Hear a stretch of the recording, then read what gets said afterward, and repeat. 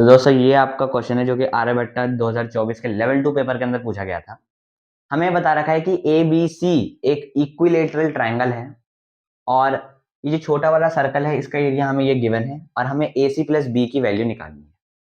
अब ये जो हमारे तीन आर्क हैं ये सब आपस में टच हो रखे हैं। तो इस इक्विलेटरल ट्राइंगल के अंदर एक ही सिनेरियो होगा जब ये तीनों टच होंगे कि जो डी ई एफ हैं वो मिड पॉइंट्स हैं। अब इक्विलेटरल ट्राइंगल का जो मीडियन होता है वही उसका एल्टीट्यूड होता है जो कि हमें पता है वो होता है √3/2a। ए की वैल्यू इस बार है 6, तो 6 मतलब जो मीडियन हो जाएगा वो हो जाएगा 3√3 जो कि इसका एल्टीट्यूड होता है इक्विलेटरल ट्राइंगल के अंदर। ए एफ हम एक मीडियन मानते हैं तो ए एफ की वैल्यू 3√3 आ गई। अब हमें पता है कि एक इक्विलेटरल ट्राइंगल के अंदर या किसी भी ट्राइंगल के अंदर जो सेंट्रॉइड होता है वो मीडियन को 2:1 में काटता है। अब इस केस के अंदर ये जो सर्कल होगा इसका जो सेंटर होगा वो सेंट्रॉइड पे लाई करेगा, तो ये 2:1 में काटेगा। तो ऊपर वाले पार्ट को 2x मान लें, नीचे को x, दोनों को जोड़ेंगे मतलब 3x इज इक्वल्स टू 3√3। यहां से जो x की वैल्यू आ गई वो आ गई √3। हमें जो बड़ा वाला पार्ट है उससे मतलब है, तो 2x वाला जो पार्ट होगा उसकी वैल्यू हो जाएगी हमारी 2√3। ये जो पार्ट है ए से लेके सर्कल के मिड पॉइंट तक का ये आ गया 2√3। अब हमें इस सर्कल का रेडियस चाहिए, तो हम ये जो आर्क लेंथ है ए ई वाली जो आर्क लेंथ है उसे हम माइनस कर देंगे 2√3 में से। आर्क लेंथ कितनी हो जाएगी, क्योंकि ई जो है वो मिड पॉइंट है, टोटल ए सी 6 सेंटीमीटर है, तो जो ए ई की वैल्यू होगी वो होगी 3, तो हम 3 इसमें से माइनस कर देते हैं। ये हमारा बन गया रेडियस छोटे वाले सर्कल का। अब हम एरिया ऑफ सर्कल लगा देंगे जो कि होता है पाई आर स्क्वायर, तो पाई इंटू आर स्क्वायर मतलब 2√3 माइनस 3 का होल स्क्वायर, तो बन जाएगा 2 to the 4 3 is 12 plus 9 minus 12√3 is equals to हमें यहाँ पे दे रखा है 3 पाई a प्लस b√c, तो बन जाएगा 3 पाई और a+b√c। यहाँ से 12 प्लस 9 हो गया आपका 21 माइनस 12√3 है। दोनों तरफ से हम 3 कॉमन लेंगे, पाई था ही तो यहाँ 3 पाई बाहर आ गया, अंदर क्या बचेगा 7 माइनस 4√3 इज इक्वल्स टू यहाँ पे 3 पाई a+b√c। अब हम जब हम कंपेयर करेंगे तो हमारे पास यहाँ से a की वैल्यू आ गई 7, b की वैल्यू आ गई -4 और c की वैल्यू आ गई 3। अब हमें ए सी प्लस बी की वैल्यू निकालनी थी, तो a इंटू सी 7 3 से हो जाएगा आपका 21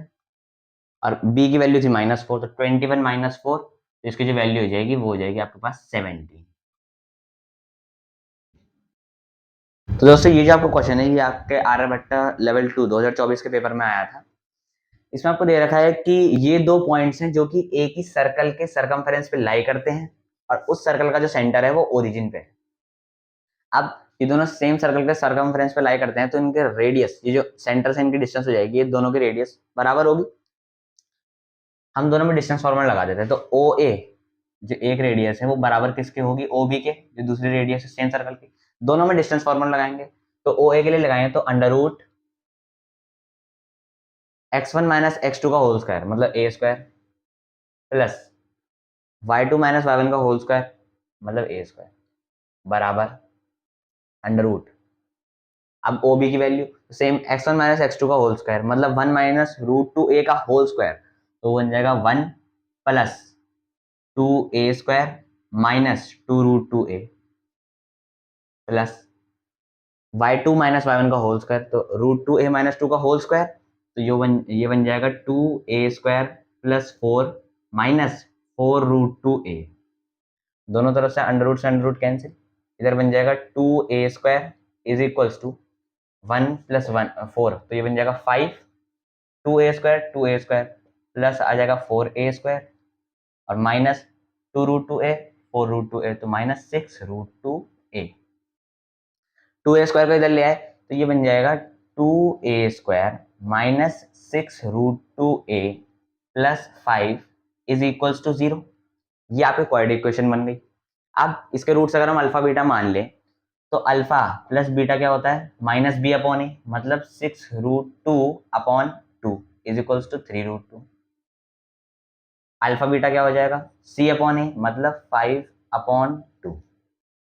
अब हम एक रिलेशन जानते हैं कि अल्फा माइनस बीटा का whole square is equals to alpha plus beta का होल स्क्वायर -4 अल्फा बीटा, ये हमारी आइडेंटिटी से बनता है। अब हमें डिफरेंस निकालना है दोनों का, तो अल्फा माइनस बीटा का whole square is equals to alpha plus beta का whole square, alpha plus beta है 3√2, इसका स्क्वायर करेंगे तो बन जाएगा 9 2 18 minus 4 alpha beta, 4 into alpha beta की वैल्यू है 5/2, तो 5/2 रख देंगे, 2 1 2 2 2 4, तो मतलब जो अगर डिफरेंस का स्क्वायर आएगा अल्फा माइनस बीटा का होल स्क्वायर, वो आ जाएगा यहाँ से 18 और 5 2 10, तो 18 माइनस 10 बचेगा 8, यानी कि जो अल्फा माइनस बीटा की वैल्यू आ गई वो आ गई √8, और उसको सिंप्लीफाई करेंगे तो बन जाएगा 2√2। तो दोस्तों ये आपके सामने एक क्वेश्चन है,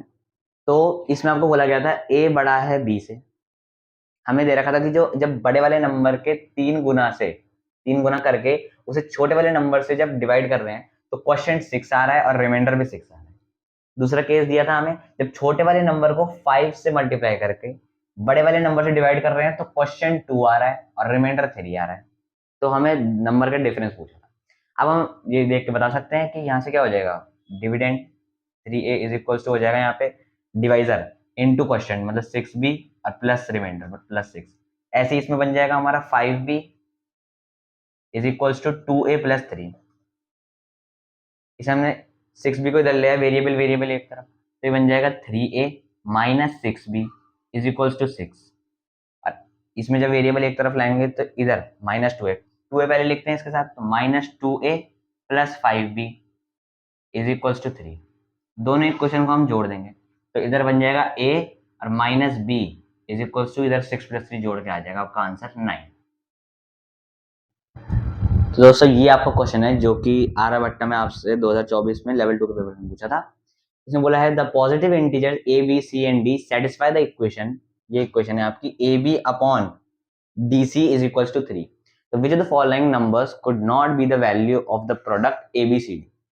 हम इस इक्वेशन से ये लिख सकते हैं ab is equals to 3 times of cd या dc, जो भी हम लिखना चाहें। इस इक्वेशन में हम ab की जगह 3 cd लिख देते हैं, एक cd पहले से था तो 3 तो ऐसे ही रहेगा और cd का स्क्वायर हो जाएगा, तो हमें ये पूछा है कि 3 और cd के स्क्वायर की कौन सी इनमें से वैल्यू नहीं हो सकती, तो हम इन सारी, अब क्योंकि यहाँ पे भी 3 है तो इन सब वैल्यूज को 3 से डिवाइड कर देते हैं, तो अब हमसे सीधा सीधा क्वेश्चन है कि cd स्क्वायर की वैल्यू इनमें से कौन सी नहीं हो सकती। इन सबको 3 से डिवाइड करेंगे, पहले वाले को करेंगे तो बनेगा 16, कॉमा दूसरे को करेंगे बनेगा 3 2 6 3 5 15 तो 25, तीसरे को करेंगे तो 3 6 18 और 3 4 12, और लास्ट वाले को करेंगे तो बनेगा आपका 140। अब हमें पता है सी और डी भी पॉजिटिव इंटीजर्स थे, मतलब पॉजिटिव इंटीजर को मल्टीप्लाई करा तो आंसर भी हमारा पॉजिटिव इंटीजर आएगा। इंटीजर का स्क्वायर करेंगे तो इनमें ये सब ये जो 3 वैल्यूज हैं हम इन्हें देखें तो ये सब के सब परफेक्ट स्क्वायर है, और जो 140 है वो परफेक्ट स्क्वायर नहीं है, तो इसका मतलब है जो 140 जिस नंबर से आया था जो कि था 420, वही एक ऐसा नंबर है जो कि एबीसीडी की वैल्यू होल्ड नहीं कर सकता, तो आपका आंसर डी ऑप्शन हो जाएगा।